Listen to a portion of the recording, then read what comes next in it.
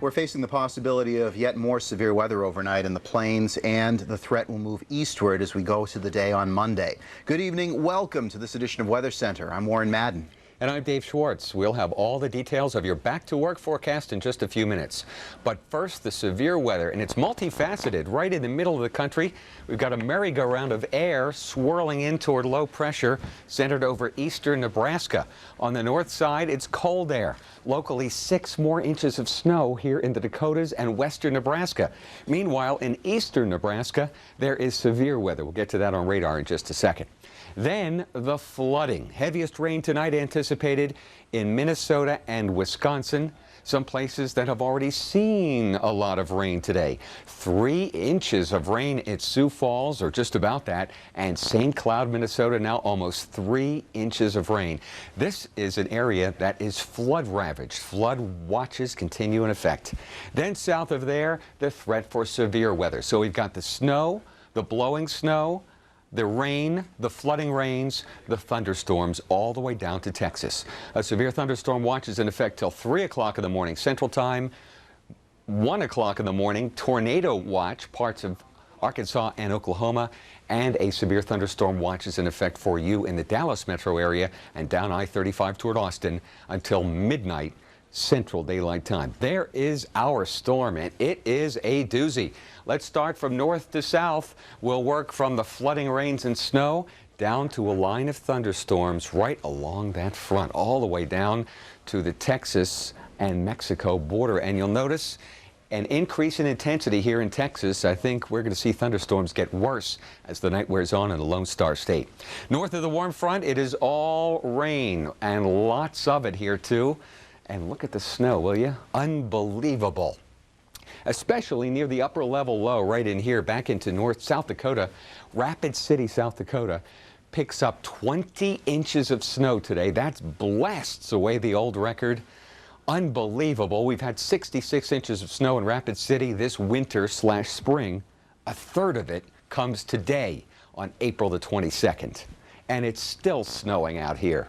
Watch the travel from Hibbing, Minnesota, all the way back to Chadron, Nebraska.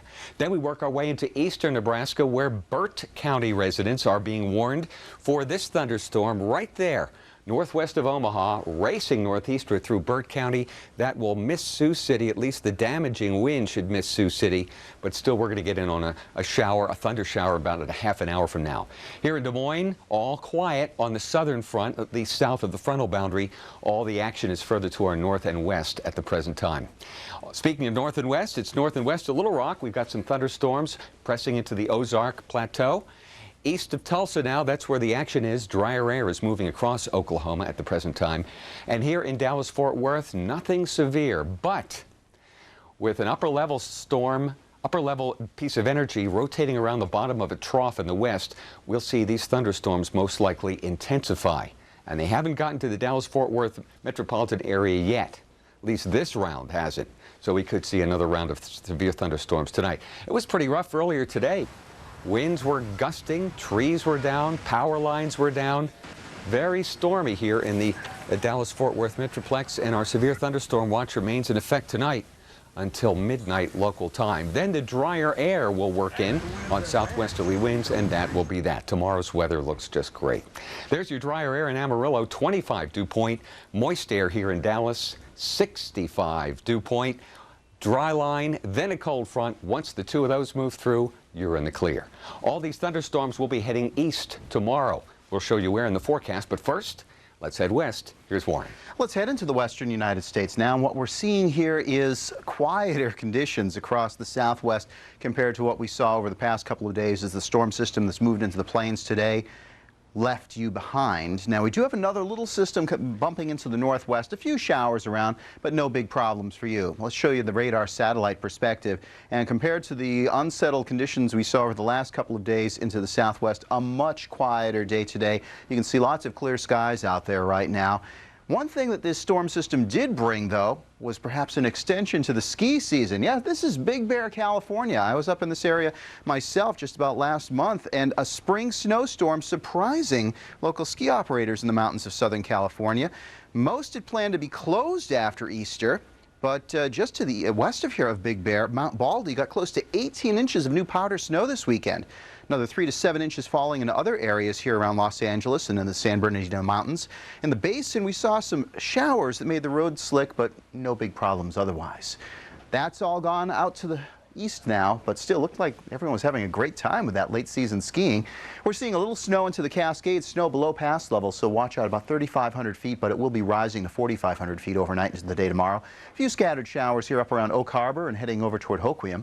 We head down into the area around Portland. Troutdale is reporting a few showers heading over toward Pendleton, and we'll see this continuing perhaps overnight. Maybe 1/10 of an inch of rain west of the Cascades and maybe 1 to 3 inches of snow as we head up into the Cascades themselves. Farther east, we do run into a little snow continuing here across Wyoming into northern Colorado, and watch out with the winds very blustery. Still could see some blowing and drifting of that snowfall through the next 6 to 12 hours. Our temperatures today were a little on the cooler side here. Only made it up to 69 in Los Angeles, 70 in Phoenix. That's a good 14 degrees below your average temperature for this time of the year. But we look into the current temperatures, looking at 61 in San Diego, 59 in Los Angeles, and tomorrow we'll be getting back to more average conditions as we punch back up to the 80s in Phoenix. But watch out, still some showers for your Monday commute in Seattle and Portland. Time to head to the east now with Dave. And thanks, Warren, and I'll tell you, you showed us how cold it was in the west.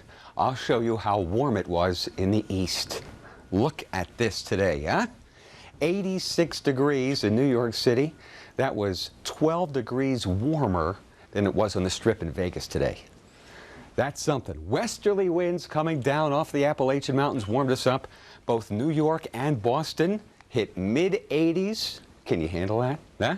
It's not going to last. A cold front's heading southward right now. That'll cool us off a little bit tomorrow. No great shakes.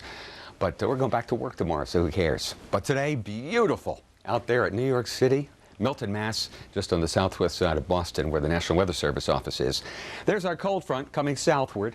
That'll wash out tomorrow, but it'll turn a little bit cooler as our winds come out of the north and northeast, right down Long Island Sound. Southeast, more of the same. High pressure sitting in the summertime position off the east coast, pumping in warm and increasingly humid air into the Mississippi River Valley. So we're likely to see more thunderstorms develop here tomorrow as the storm from the plains heads east.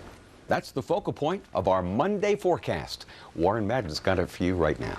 Well, let's go to that forecast now. We'll start it off here for the morning, and we will be watching for the threat of severe weather perhaps along this cold front as we move through the day on Monday. So please stay with us here at the Weather Channel.